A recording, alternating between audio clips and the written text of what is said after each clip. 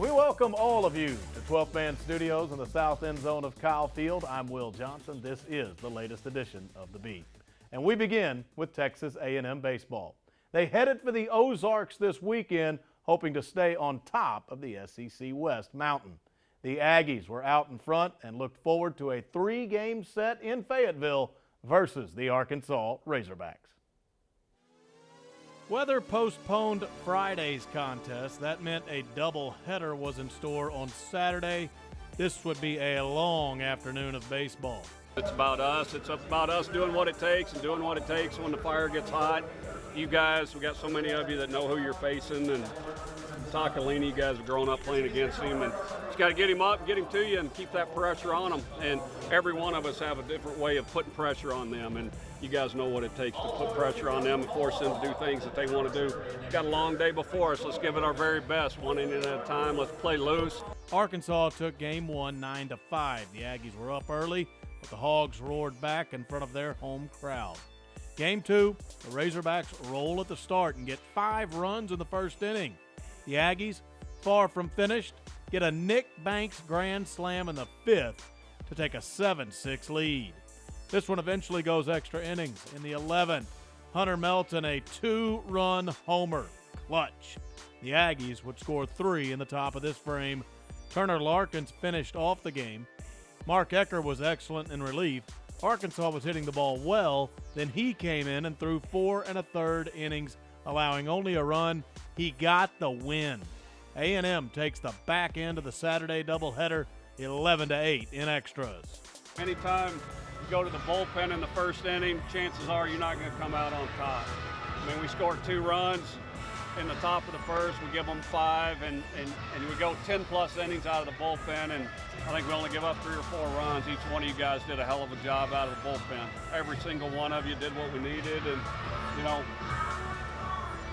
in the 9th inning, we give up the double or the single, and the guy gets to second base, and Ecker goes 2 quick outs, and guy comes off the bench, singles up the middle. You guys didn't wilt and go away. It's been real easy to do that and say today wasn't our day. Ecker gave us another inning, and you guys made us stand up for that 3-run inning there in the 11th. Couldn't be more proud of you right there, having enough courage, enough heart. Sunday, both teams had extended their pitching staffs the day before. Would it be a struggle on the mound? Not for Kyle Simons. He threw the first complete game of the year by an Aggie. He got all the offensive help he would need when A&M scored 4 in the 4th. Simons, in going the distance, allowed just a couple of runs on 8 hits. He struck out 5. Texas A&M beats Arkansas 6-2 and takes the series. The Aggies have won 5 of their last 6 road SEC games, helping them make that push to host during the postseason. Texas A&M, with a clutch pitching performance on Sunday, takes the series versus Arkansas. And when we come back on The Beat, we have Kyle Simons in studio.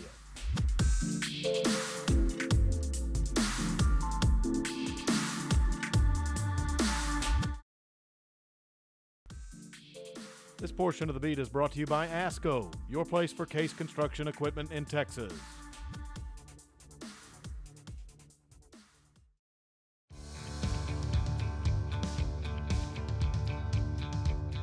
Welcome back to 12th Man Studios and The Beat. Texas A&M baseball remains out in front in the Southeastern Conference's Western Division after taking 2 of 3 on the road this weekend at Arkansas. We are with senior pitcher Kyle Simons on Sunday. He completed the series win by throwing all 9 innings against the Razorbacks. First time this year an Aggie pitcher goes the distance. And Kyle, I want to ask you first about going into that game, because it was a doubleheader Saturday. Not only did the team play 2, you had to go extra innings in 1. And quite frankly, Arkansas hit the baseball pretty well all day Saturday. You had to sleep on that. You had to think about it. What's it like, your mental prep for the game on Sunday after seeing what Arkansas did with the bats the day before? Yeah, they really they took it to us, with the bats, and they kept swinging all day on Saturday. And so on Sunday, we knew what we were getting into. They were going to come out swinging, and we had a fight to come back on that game too. But Sunday was the championship Sunday, and it took everybody to get the job done. Mm-hmm. Saturday, it certainly did take everybody. A lot of pitchers used. Did you feel like you had to get a lot of distance into the Sunday game because there may not have been a full allotment in the bullpen for that finale? Yeah, I mean, you know that going in that you need to try to go as long as you can, but the more you think about it, the more you'll get yourself in a hole. And so it never really works out as good as you want it to. But so you just got to take it inning by inning and pitch by pitch, and at the end of it, scoreboard takes care of itself. And luckily, it was 9 innings. Mm-hmm. Take me through the day Sunday. What was working for you? They got a run early and hit the ball pretty decent right off the bat. What allowed you to get back on top in that finale? Yeah, they really threw a punch when they got that triple off me in the second, and it kind of started things. I had a walk, but Coach Childress came out the mound. And he just said, keep pounding it down in the zone. And I was fortunate to. The defense did a lot of work for me there in the second to get us out of the inning, and then from there on out, I just kind of settled in and took it. But they showed some fight there in the second to really put it to me. Mm-hmm. And late in the game, do you start maybe thinking about finishing it? Because I go back to the Georgia weekend, and you went 8 2/3. You only needed one more out for the first complete game of the year by an Aggie pitcher. Late in this one, did you start to think about it? Be nice if I could go all night. Yeah, I mean it was like the 7th and 8th inning, and it's like just get through the inning, as quick as you can, and get the offense back and swinging it, and it kind of started getting to me. I might be able to complete this thing, but you never know. Pitch count, I didn't really know what my pitch count was, and Childress, he asked if I was good, and so he rolled me back out there, and then they kind of fight back a little bit. They had the home run by Shady, and. But I was, fortunate enough to have the defense behind me, and we got the job done. Mm-hmm.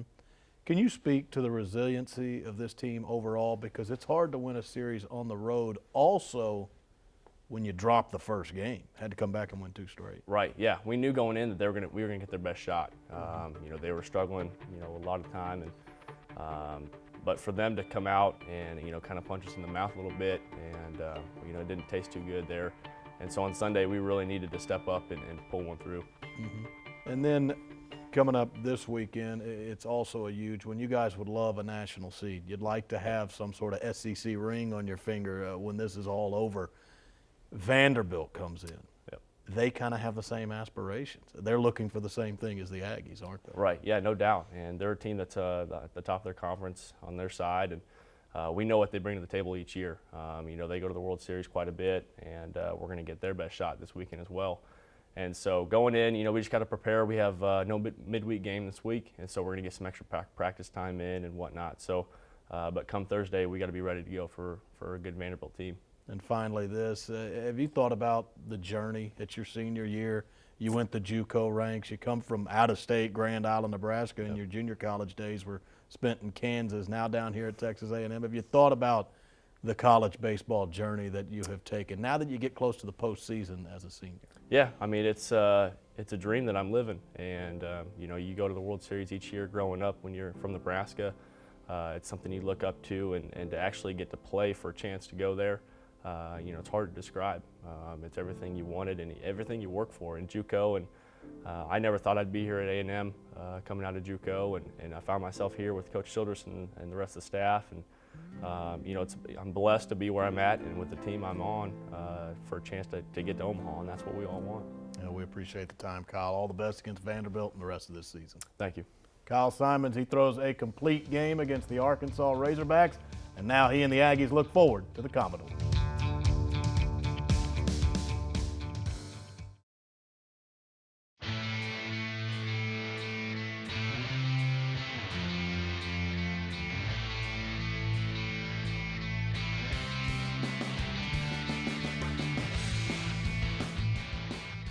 Gary Blair has built a winning tradition when it comes to Texas A&M women's basketball, but annually he has his own when it comes to giving back to this Bryan-College Station community. And last week on Friday at Traditions Club, he held his annual celebrity golf tournament benefiting Special Olympics. For Coach Blair, this was his 13th golf classic. Each year, the proceeds going to a terrific cause. The festivities began Thursday at the Brazos Valley Expo Center with the celebration dinner. The night included a catfish dinner, silent and live auctions, and a dance performance by some of the Special Olympic athletes. We raised almost $40,000 on our live auction and 45 to 50 off the silent auction. We're knocking them dead because Bryan College Station and all our sponsors believe in giving back. And what a worthwhile cause to be able to help special needs kids, particularly Special Olympians, live their life, make their day a little bit brighter.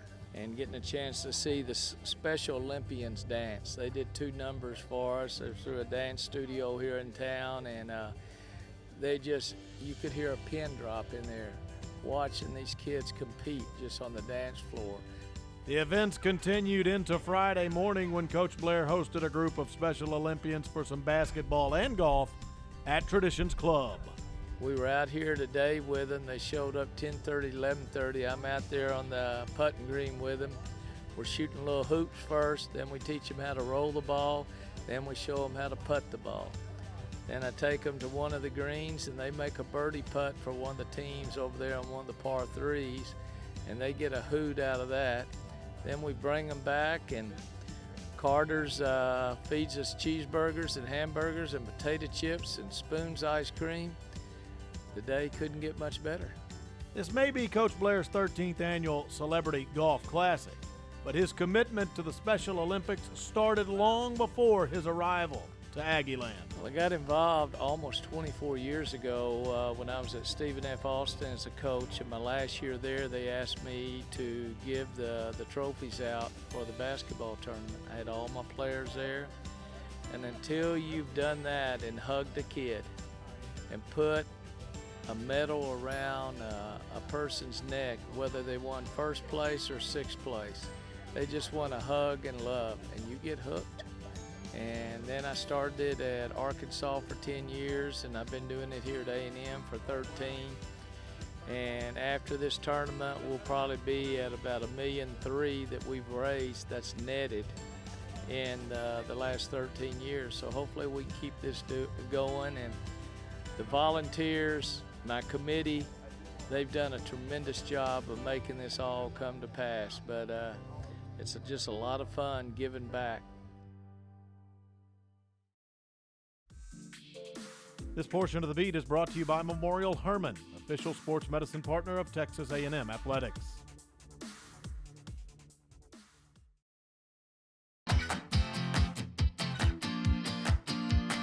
We welcome you back to The Beat. It's time now for our all sports report, and it centers on softball and track. Both were in action last week, and both received some interesting news on new facilities. Softball had the daunting task of taking on the #1 team in the country in College Station. They had Florida in town. The Gators entered with a 45-3 record. After Florida won the first 2 games of the series, the Aggies handed them just their 4th loss of the year on Sunday. Trinity Harrington threw 6 innings in the circle to help A&M establish a lead. Samantha Schau came in the 7th to shut it down and end a Gator threat as they were trying to rally to win. A&M takes the finale 6-4. The Aggies ran their overall record to 35-16 with the victory. I thought our team fought really hard in this series, and especially for the win today. They got out there and gave it everything they had. We had a pitching performance that could help us win, and a great rally in the end to make things happen. But it's a big win for us to beat the #1 team in the nation and to help us get some momentum moving forward. So really proud of our ball club. More positives for softball came earlier in the week. On Wednesday, the Texas A&M University System Board of Regents approved construction of a new stadium that is set to be completed and ready for the 2018 season.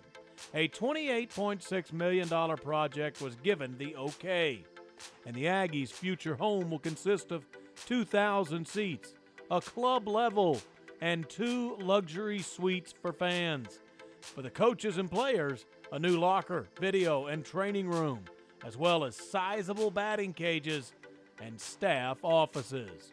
On the same day last week, a new track and field stadium was also approved.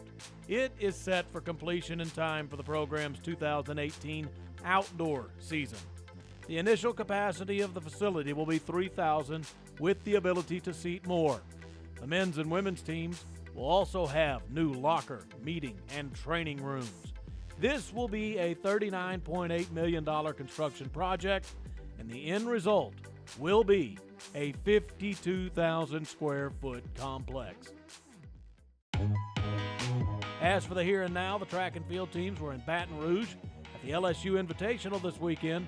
The men are ranked number 1 in the country, and they won the meet against a quality field. The Aggies were ahead of the likes of Alabama, LSU, Arkansas, Florida, and Miami. The women, ranked 12th nationally, were 4th in Baton Rouge. All of this meet was contested on Saturday.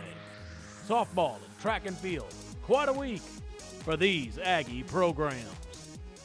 Softball, they have one more series before getting to their SEC championships, but that's what's up next for track and field. They are off to Tuscaloosa to compete against their conference brethren. We're back in a moment to close out this edition of The Beat.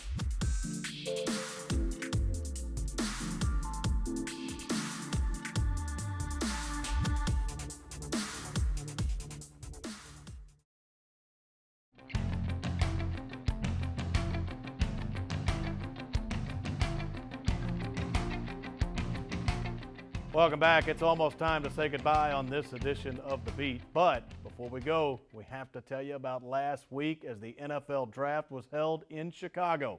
There were plenty of Aggies hoping to hear their name called. Here's a rundown on the 3 that were selected. The Aggies continued their streak of first-round picks barely when offensive lineman Jermaine Ifedi was taken by the Seattle Seahawks at number 31, the final name called in round 1. Later, running back turned cornerback Brandon Williams came off the board. Williams' move paid off despite only playing 1 year of defense. He was chosen in the 3rd round by the Arizona Cardinals. Finally, one of the most prolific punters in college football history was selected. Drew Kaiser, who just booted rockets during his time at A&M, was drafted in the 6th round by the San Diego Chargers. These Aggies were all part of the 51 that were taken from the SEC. For the 10th year in a row, the league had more selections than any other conference. Also, there were some Aggie free agents who signed. Good luck to all of them as they hope to make NFL rosters. A reminder here that next week is our season finale of The Beat. Hope you'll join us from 12th Man Studios. So long, everybody.